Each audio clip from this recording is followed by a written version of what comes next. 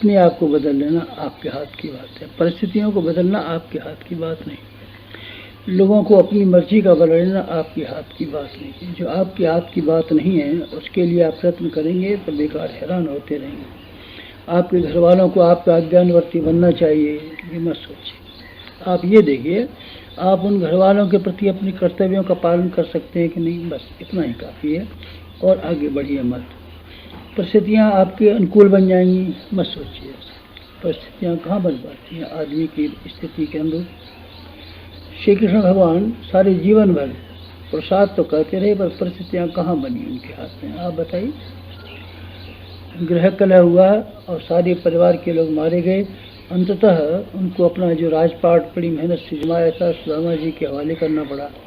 आप बताइए आपकी परिस्थितियाँ अनुकूल हो सकती हैं?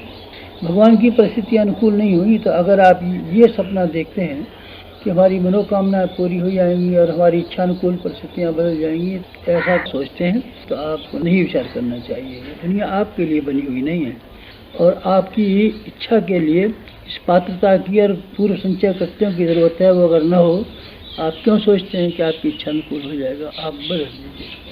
क्या बदल दें? बुढ़े से जवान हो जाए? नहीं, आपके हाथ की बात नहीं है। ये शरीर प्रकृति का बनाया हुआ है, प्रकृति इसकी मालिक है। तो जब चाहती है पैदा करती है, जब चाहती है समेट लेती है। आप प्रकृति के मालिक हैं क्या?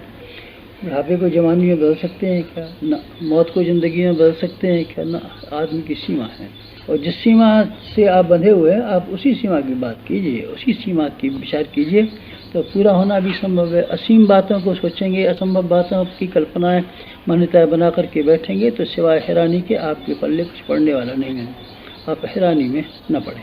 जो उचित है उसी को विचार करें, जो संभव है उसी में हाथ डालें। आपके हाथ में यह संभव है कि अपने मन को बदल दें, अपने ढर्रे को बदल दें, अपने रवैये को बदल दें, अपने सोचने के तरीके को बदल दें, अपने स्वभाव को बदल दें। ये बदल देना आपके लिए बिल्कुल संभव है। आप जहाँ से जाएं तो आप एक ऐसी ज़िंदगी लेकर के जाएं जो सब किसी को बदली हुई मालूम पड़े। आकृति तो नहीं बदल सकती आपकी, पर प्रकृति बदल जाएगी। आकृति अब कैसे बदल सकती है? आकृति नहीं बदली जा सकती। आपका शरीर की बनावट नहीं बदली जा सकती। आपका स्वभाव बदला जा सकता है। अब तक तो आपकी ज़िंदगी में दो काम शामिल रहे हैं।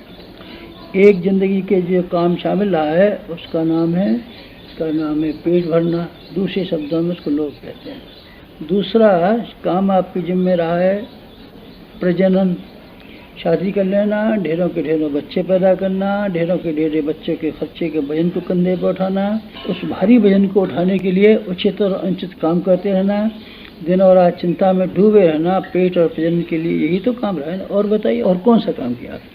इन दो कामों के अलावा और आपने क्या काम कर दिया? चलिए तीसरा एक और काम भी किया होगा आपने, अपने अहंकार की पूर्ति के लिए, ठाट बाट बनाने के लिए, लोगों की आंखों में चकाचौंध पैदा करने के लिए।